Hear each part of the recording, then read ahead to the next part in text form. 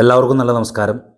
ഈ ആഘോഷവേളകളിൽ നമ്മുടെ ചാലക്കുടി പട്ടണത്തിലൂടെ യാത്ര ചെയ്യുക എന്ന് പറഞ്ഞു കഴിഞ്ഞിട്ടുണ്ടെങ്കിൽ മറ്റൊരു അങ്കമാലി കുരുക്ക് ആയിട്ട് ചാലക്കുടി അടിപ്പാതയുടെ പ്രദേശം മാറിയിരിക്കുകയാണ്.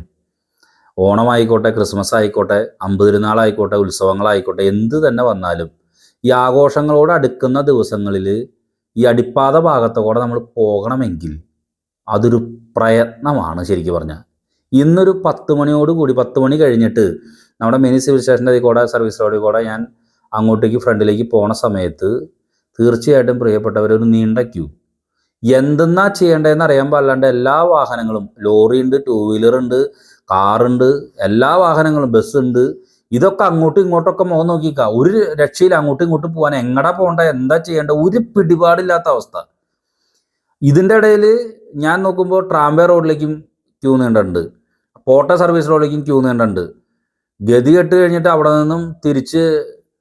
നിന്ന് നമ്മൾ തിരിച്ചു പോകാനായിട്ടുള്ള പരിപാടി നോക്കുമ്പോൾ അതിനും പറ്റണില്ല. കുറച്ച് കഴിഞ്ഞപ്പോൾ ഒരു ആംബുലൻസ് വന്നു. ആരും നിയന്ത്രിക്കാനില്ല. ഒരു പോലീസ് സംവിധാനങ്ങളോ മറ്റു കാര്യങ്ങളോ ആരും തന്നെ അവിടെ ഇല്ല.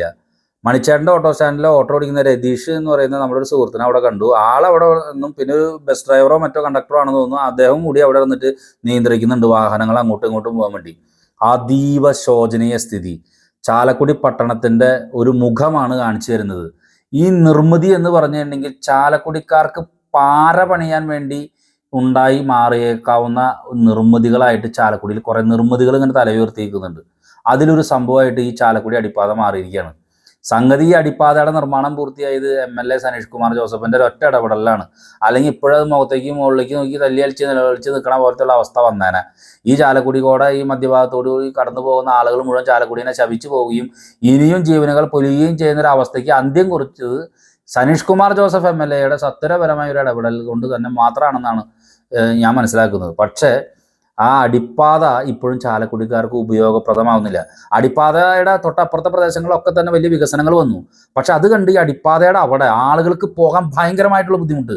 ഞാനിന്ന് കണ്ട കാഴ്ച എന്ന് പറഞ്ഞാൽ, ഇനി ആ തിക്കും തിരക്കിൽ നിന്നും ഒരുവിധം രക്ഷപ്പെട്ട് വീണ്ടും ചാലക്കുടി ബോയ്സ് ഹൈസ്കൂളിൻ്റെ സർവീസ് റോഡിൽ കൂടെ വരുമ്പോൾ അവിടെയും ബ്ലോക്ക്, എല്ലാ സ്ഥലത്തും ബ്ലോക്കായിട്ട് അങ്കമാലി കുരുക്ക് പോലെ ചാലക്കുടി കുരുക്കായിട്ട് മാറിയിരിക്കുകയാണ് ഈ അടിപ്പാത.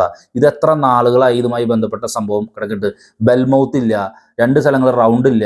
ഇതൊക്കെ കൊണ്ടും ഈ അടിപ്പാത ആഘോഷ കാലയളവുകളിലും വീക്കെൻഡ് ഓരോ ആഴ്ചയുടെ അവസാന ദിവസങ്ങളിലും നിങ്ങൾ ഈ അടിപ്പാതയുടെ അവിടെ വന്നു കഴിഞ്ഞാൽ കാണാൻ സാധിക്കും. ജനം ഗത്യന്തരമില്ലാണ്ട് എന്തിനാണ് ഇതുപോലെ ആളുകളെ ബുദ്ധിമുട്ടിക്കാൻ വേണ്ടി ഓരോ നിർമ്മിതികൾ ചെയ്തു വെച്ചിരിക്കുന്നത്?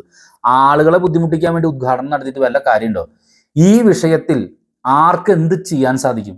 ചാലക്കുടിയുടെ ഏറ്റവും പ്രധാനപ്പെട്ട ഒരു ടൗണിലേക്കോ അതല്ലെങ്കിൽ ഭരണസിരാ കേന്ദ്രത്തിലേക്കോ പോകണമെന്നുണ്ടെങ്കിൽ ഈ അടിപ്പാത കൂടി പോകണം. അവിടെ ചെല്ലുമ്പോഴുള്ള അവസ്ഥ എന്താണെന്നറിയോ? എല്ലാ വാഹനങ്ങളും കൂടി അങ്ങോട്ടും ഇങ്ങോട്ടും കണ്ണു പിടിച്ച് നിൽക്കുന്നുണ്ട്. എന്ത് കാര്യം? ഈ നിർമ്മിതിയാണ് ഞാനിപ്പോൾ ഇന്ന് ഈ ക്രിസ്മസ് കാലത്തിന് മുന്നേ കാണിച്ചു തരുന്നത്. ഞാനിത് പറയാൻ കാരണം, ക്രിസ്മസ് അടുത്തു, ഇന്നും നാളെയായിട്ടൊക്കെ എല്ലാവരും ഓട്ടത്തിലായിരിക്കും. നിങ്ങൾ വരുമ്പോൾ ശ്രദ്ധിക്കുക. ഓടിപ്പടഞ്ഞ് അങ്ങോട്ട് അപ്പുറത്തേക്ക് കടന്നു പോകാമെന്ന് വെച്ചാൽ അടിപ്പാതയുടെ അതിൽ കൂടെ പോകാമെന്ന് വെച്ച് വന്നു കഴിഞ്ഞാൽ ഒടുക്കത്തെ ബ്ലോക്കാണ്. ചാലക്കുടി കുരുക്ക്, അങ്കമാലി കുരുക്കിനെ വെല്ലുന്ന ചാലക്കുടി കുരുക്ക് രൂപാന്തരപ്പെട്ടിട്ടുണ്ട്. ശ്രദ്ധിച്ചാൽ, വേറെ ഏതെങ്കിലും വഴി കണ്ടെത്തി വെച്ചാൽ നിങ്ങൾക്ക് നിങ്ങളുടെ ലക്ഷ്യസ്ഥലങ്ങളിലും വീടുകളിലും എത്തിച്ചേരാം. ഇത്ര മാത്രമാണ് പറയാനുള്ളത്. നന്ദി, നമസ്കാരം.